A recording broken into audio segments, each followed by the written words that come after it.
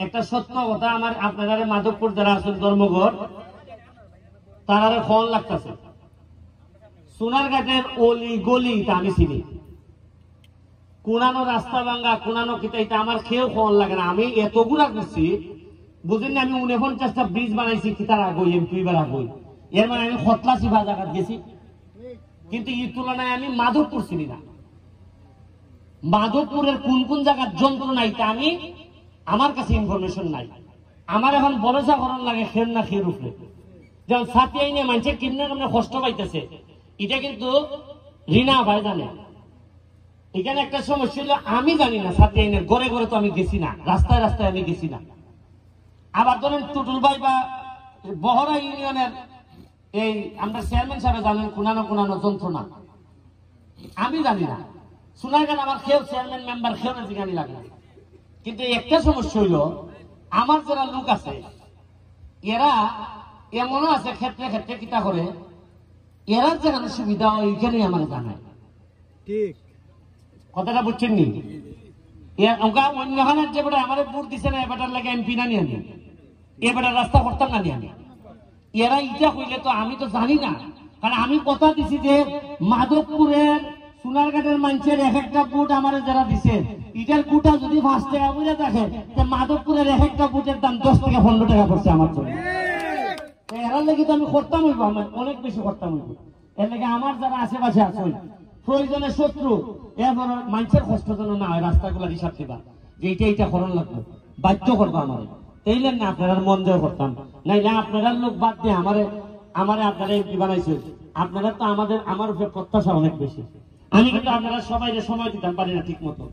আপনারা ধর্মঘট গেছি মাত্র একদিন মনে হয়, সময় দিতাম পারি না, কারণ আমি একলা মানুষ, 21টা ইউনিয়ন, 2টা পৌরসভা। আর আপনারা বিশ্বাস করবেন, নয়া নামাজ পড়তাম দূরের কথা, মাওবালি ভাই আমার লেগে খাজা নামাজ দেখে গেছে 2 বছরের। যে হানো যায় মাশাআল্লাহ কোনো কাম নাই, যে হানো যায় কোন কাইবার সময় দেরি সেখানে জানেন। এই যে সানপুর দেখি পুকুর আছে বাজারে, দেখবেন সানপুর বাজার একটা বড় পুকুর আছে, পুকুরে দেখি চা বাগানের শ্রমিকরা নিজের ওই ফাঁড় বানতেছে। আমি খারিয়া জিগাইলাম, তুমি ফাঁড় বান্ধব কিতারে সুমন ভাই আপনারা তো ফাই না, এরা তো কিছু আপনারা জানায় না, আমরা নিজেরাই চান্দা তুলছি, 250 টাকা করে চান্দা তুলে এই পাটটা ভাঙে যেতেছে, পাটটা করতেছে। তা আমি জিগাইলাম যে কত টাকা চান্দা তুলছো?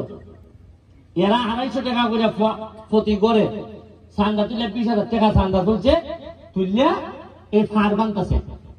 তা আমি জিগাইলাম যে তোমরা যদি 250 টাকা চান্দা তুললে যদি পুকুর বানানি লাগে, আমার এখানে এমপি বানাইছে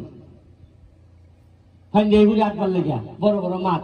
আসো বঙ্গবন্ধু সৈনিক আমরা আর খামের সময় নাই। 7 নাইমিয়া 20,000 টাকা ফেরত দিছি, যেখানে ঠান্ডা তুলছিলাম, আর 30,000 টাকা এক্সট্রা দিছি যে উনকাইটা খাম করবাই।